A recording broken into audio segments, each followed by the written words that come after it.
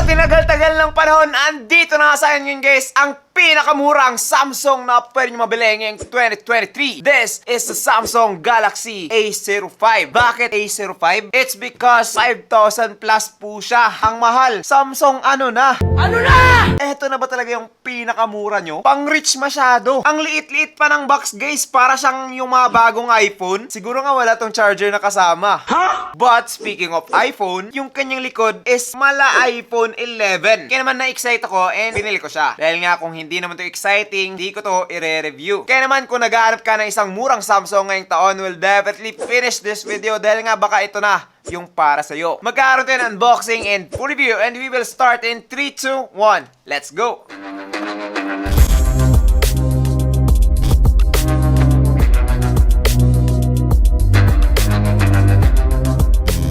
What's up guys, I'm JP and this is JTeen TV. Na kung wala ka namang pambili nitong phone ito, well definitely paabutin nyo lang ng 1,000 likes itong video to and ipapamigay ko na etong si Samsung A05 sa aking lucky subscriber. Lucky means yung mga taong kailangan talaga ng bagong smartphone. But yun na nga, kung makikita naman ninyo, ang liit lang ng box, di ba? To give you the perspective guys, eto po yung similar price range niya, which is yung Realme C51. And di ba, malayo, makapal, manipis. And today, we will find out kung bakit nga ba. Kaya naman tara, buksan na natin. So, ganito lang siya. Pa-slide.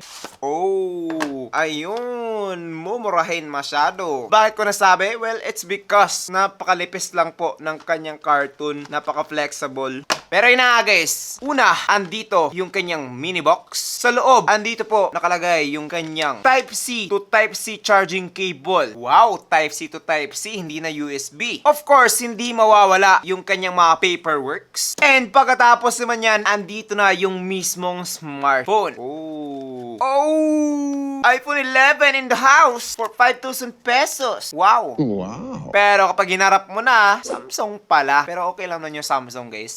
Level lang yun. You know, pagdating sa pagiging sulit, medyo mas competitive pa talaga yung ibang brands ngayong taon. But, yun na nga guys, eto na yung mismong smartphone. Wow, maganda. Solid. Pero, yung problema natin dito is, wala po siyang charging adapter na kasama. Yes guys, meron lamang siyang SIM ejector pin dito. Ayan. But, don't worry. Be happy. What are you talking about, man? Hindi, char lang. So, kapag bumili ka pala ng isang Samsung A05 guys, meron siyang included na separate box. At nandito po yung kanyang charging adapter. Diba? Free daw. Not for sale. So, kapag binili mo to, uto-uto ka na talaga. De, joke lang. But, yun nga guys, and kung makikita naman ninyo, maliit lang po siya. Cute. Pero, Type-C na po siya. Diba? Type-C na. Mas trip ko to kumpara sa USB. Mas futuristic. Pero, ang tanong, bakit black to? Tapos eto white. Ha? De, joke lang. Okay lang naman sila guys. Parang panda. Diba? Oh, cute. Ang cute. Actually guys, siguro eto yung pinaka-exciting na na-unbox ko. Sa lagang 6,000 pesos below. Meron na siyang 25 watts na power brick and Type-C to Type-C. Kaso nga lang, walang earphones, walang case.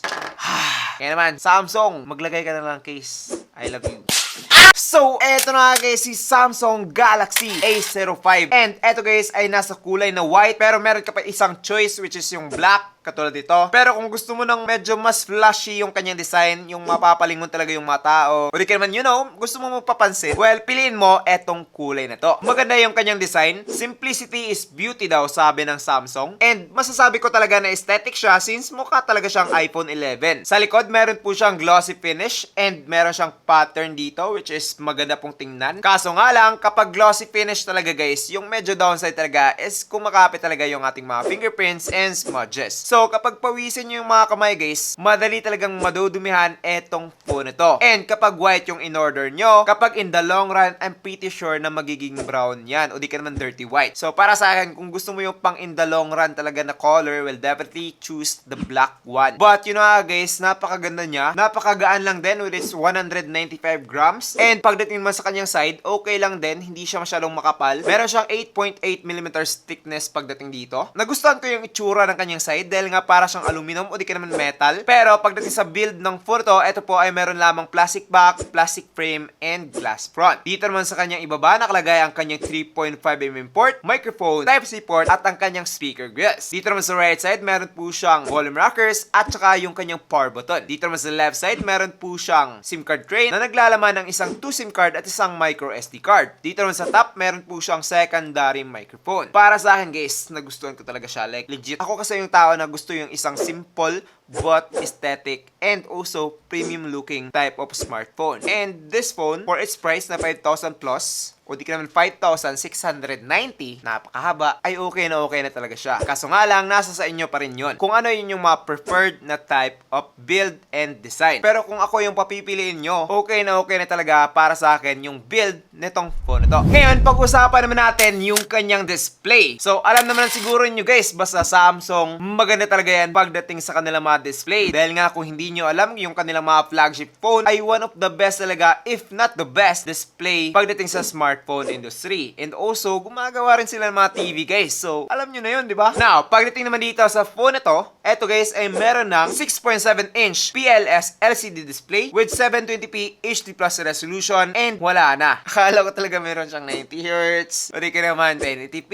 o di ka naman IPS, but PLS 720p, hindi ko talaga alam kung anong sasabihin ko dito. Pero guys, maganda siya, napaka-bright, and also, saktong-sakto na rin yung kanyang saturation and vibrance. Yes, medyo makapal yung kanyang mga bezels, pero kung makikita naman ninyo, hindi po siya yung parang weird na ang nipis dito tapos ang kapal dito. Parang balance-balance lang po siya. I'm pretty sure na para sa mga taong ayaw yung maninipis talaga yung mga bezels o di ka naman yung merong mga curved display, ay magugustuhan talaga etong phone na to. Mabilis na rin para sa akin yung pagre-refresh ng display niya. So, kahit na walang 90Hz refresh rate, walang problema yun. Kaso nga lang guys, kapag nag-scroll talaga yun ng mabilis tapos nakagamit na kayo ng 90Hz refresh rate, medyo mababagalan na kayo dito sa phone ito. But from my perspective now, nasasabi ko to as if hindi pa ako nagagamit ng mga higher refresh rate smartphone. Yun bang parang eto talaga yung first ever smartphone ko, and para sa akin guys, all I can say is wow. Kahit na mag-YouTube, kahit na magmanood ka ng maraming movies dito sa phone to, okay na okay talaga siya. So overall, pagdating dito sa display, goods na goods talaga siya for its price guys, like legit. Now, let's talk about the performance of this phone. So eto guys, ay meron ng Android 13. Yes, the latest. And also, pagdating sa kanyang processor is okay na okay pa rin siya. Yes, meron siyang MediaTek Helio G85 with octa-core CPU up to 2 GHz and Mali G52 MC2 naman pagdating sa kanyang GPU. Medyo mahina na talaga itong si Helio G85 guys, pero what do you expect? 5,000 pesos lang naman to, and huwag mo na siyang masyadong i-big deal. So, kapag maglaro ka ng Mobile Legends ito, nako po, okay pa rin siya as long as nasa high graphics or medium graphics ka lang. Dahil nga kapag ultra guys, medyo umiinit na po siya, and kapag napuno na yung storage nyo dito, merong malaking chance na maglalag na etong si Samsung A05. Speaking of storage, 464GB lang po etong 5,690. Parang eto lang si Realme, 64GB lang. Pero eto, 4,999 lang. But, yun nga guys, kung gusto mo maglaro ng iba't ibang mga games dito, kailangan mo pang bumili ng isang SD card para,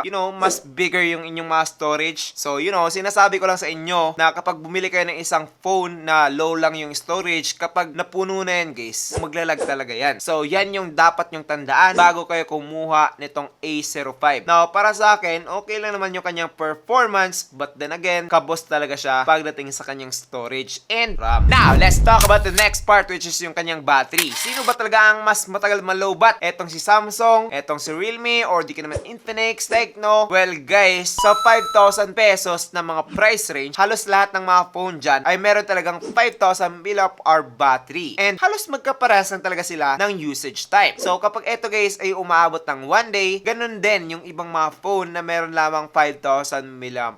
Ang advantage lang talaga na meron dito sa Samsung A05 is it has a faster charging. Yes guys, 25 watts na po etong si Samsung A05. So okay na okay talaga etong si Samsung A05 pagdating dito sa kanyang charging guys. Mabilis lang po siya. Umabot ako ng around 1 hour and 25 minutes from 0 to 100% dito kay Samsung A05. So, kung ikaw yung walang budget pero nagmamadali, ito na yung para sa iyo. Now, let's talk about the camera of Samsung A05. Munti ko na nasabing Realme. Yes! Etong si Samsung A05 guys ay meron ng 50MP main camera, 2MP depth, and pagdating sa kanyang selfie, meron tayong 8MP selfie camera. Ngayon, para sa akin lang, okay lang naman po siya kapag meron kang enough lighting and also kapag maganda yung inyong pagkaka-angle. Dahil nga guys, kapag wrong yung pagkaka-angle nyo, o di ka naman yung mga against the light, medyo pangit po siya. Hindi masyadong wide yung kanyang dynamic range. That is why kapag nagpipicture-picture ka ng outdoor tapos merong sky, nagiging white na lang po yung kanyang sky and hindi mo na makikita yung mga totoong kulay talaga ng sky. Yes po, ganito po pagdating dito kay Samsung A05. So, nagiging blur out po siya kapag wrong yung pagkaka-angle nyo. Pero kapag na-angle nyo naman siya ng mabuti guys, okay pa rin naman yung kanyang picture result. Siguro lang yung marereklamo ko lang dito is yung kanyang loading time. Medyo matagal po siyang mag-loading and para sa akin, medyo annoying din yon. So, kapag kasi naglalakad tayo, nagta-travel, merong mga times na,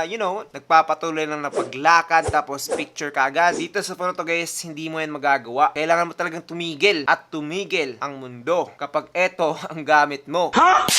Yes guys, legit yan. Now, pagdating naman sa kanyang selfie guys, halos ganun pa rin. Siguro lang medyo mas low quality siya since 8MP lang siya. And para sa akin, hindi din siya ganun ka-natural looking. Pero siguro, eto guys ay dahil sa kanyang display, hindi siya masyadong natural dito. Pero kapag pinasa ko na to sa aking computer, ay sasabihin ko na natural to. Pero yun na nga guys, at this point, kapag tinitingnan ko siya dito sa mismong display ng phone, okay naman po siya. Sakto yung kanyang color production, sakto yung kanyang saturation, and yun lang talaga yung medyo problema niya. Hindi masyadong wide yung kanyang dynamic range na nabablur out yung mga bright backgrounds. But yes, pagdating sa kanyang selfie guys, and back camera, okay pa rin naman po siya pagdating sa aking skin tone. Kaso nga lang, it is not the best camera that you can buy at this price point. But yun na nga guys, pag-usapan mo natin yung kanyang video camera. So ito guys ay aabot na ng 1080p at 30fps, both back and front camera. And ngayon, try natin. So guys, ang video quality using the Samsung A05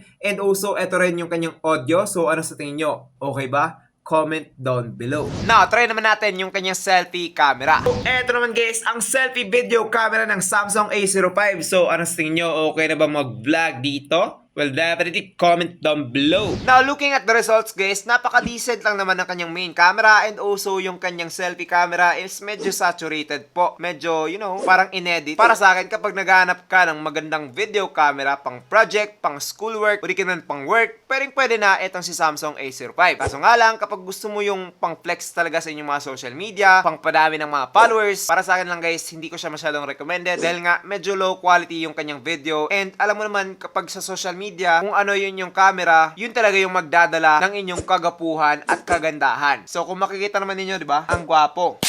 Pero yung video ko kanina, ang pangit.